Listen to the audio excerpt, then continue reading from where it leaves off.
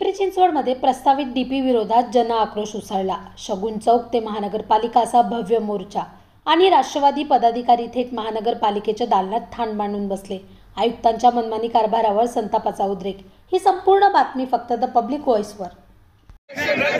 रद्द करा रद्द करा रद्द करा रद्द करा राजेंद्र जगताप भाऊंचा राजेंद्र जगताप भाऊंचा आगे बढ़ो हम तुम्हारे साथ हैं। राजेंद्र जगताप आगे बढ़ो हम तुम्हारे साथ हैं।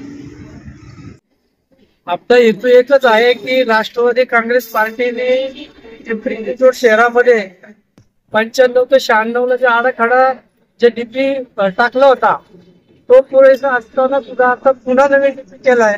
हा डीपी जवळजवळ 18 मीटर 24 मीटर 30 मीटर असे रोड असताना त्या रोडची कमी रोड असताना हे वाढवायचं काम चाललेलं आहे। त्या आयुक्तांनी जे आता अनेकांची घरं त्या ठिकाणी जातात ती घरं वाचली पाहिजेत, त्यासाठी हे सर्व पूर्ण पिंपरी चिंचवड शहरामध्ये राष्ट्रवादी काँग्रेस पार्टीने हा आक्रोश मोर्चा आयुक्तांच्या विरोधात काढलेला आहे। आज आंदोलन केलं तरी शासनाने दखल नाही घेतली किंवा सरकारने दखल नाही घेतली तर पुढचं आपलं पाऊल काय असेल?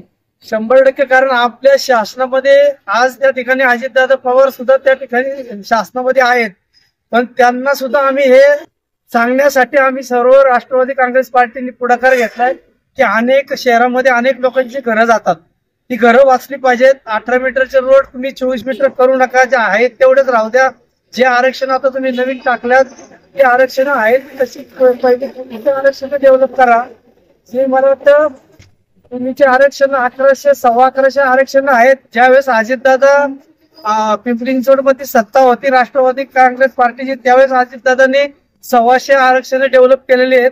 त्यानंतर अजून 1100 आरक्षण अशी आहेत अशीच पडलेली आहेत, तर ती डेव्हलप करावीत आणि मग पुढचा तुम्ही डीपी टाकावा। ह्या डीपी मध्ये त्यांनी टाकले तर 12 मीटर रोड टाकलेत, काही ठिकाणी 18 मीटर रोड टाकले, पण त्या ठिकाणी अनेकांची घरं जातात, ती घरं गरिबांची वाचली पाहिजेत।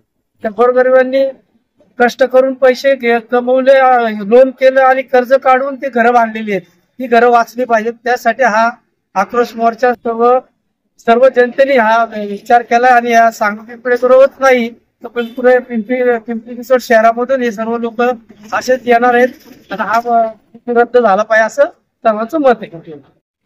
नमस्कार, मी श्वेता संग्राम कांबळे, मी राष्ट्रवादी काँग्रेस पार्टीची पदाधिकारी आहे आणि या ठिकाणी जसं राजेंद्र भाऊ जगताप यांनी सांगितलं या ठिकाणी जो जन आक्रोश मोर्चा घेतलेला आहे तो अतिशय चुकीचा आहे आणि वर्षानुवर्ष काही वर्षांपूर्वी जो आराखडा केला होता तो अगदी योग्य आहे आणि आता तो नवीन केलाय तो सर्वसामान्य जनतेसाठी हानिकारक आहे। कारण इतके वर्षानुवर्ष जे घरं बांधली गेली आहेत तिथं ते आज तिथं काढण्याचं काम होणार आहे, कारण की ह्या आरक्षणाचं चुकीचं आरक्षण केलं आहे। त्यासाठी महिला असतील, जनसामान्य आपली जनता असेल त्यांच्यासाठी हा अतिशय चुकीचा असल्यामुळे आम्ही त्या आरक्षणाच्या विरुद्ध म्हणजे आयुक्तांच्या विरुद्ध हा मोर्चा काढलेला आहे। जरी सरकारमध्ये अजितदादा असतील तरी आम्हाला त्यांना या माध्यमातून हेच सांगायचं की हा चुकीचा आराखडा आहे, त्यांनी त्याच्यावर विचार करा, परत एकदा त्याच्यावर विचार केला गेला पाहिजे आणि एवढ्या जो जनता आहे त्यांचाही त्यांनी तिथं दखल घेतली पाहिजे, कारण की हे सगळेजण रस्त्यावर येणार, अनेकांची घरं याच्यामध्ये जाणार आहेत आणि ह्याची निश्चित त्यांनी दखल घ्यावी आणि हा जन आक्रोश मोर्चा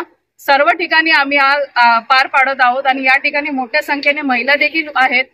विचार आहे की हा आरक्षण हे रद्द झालंच पाहिजे।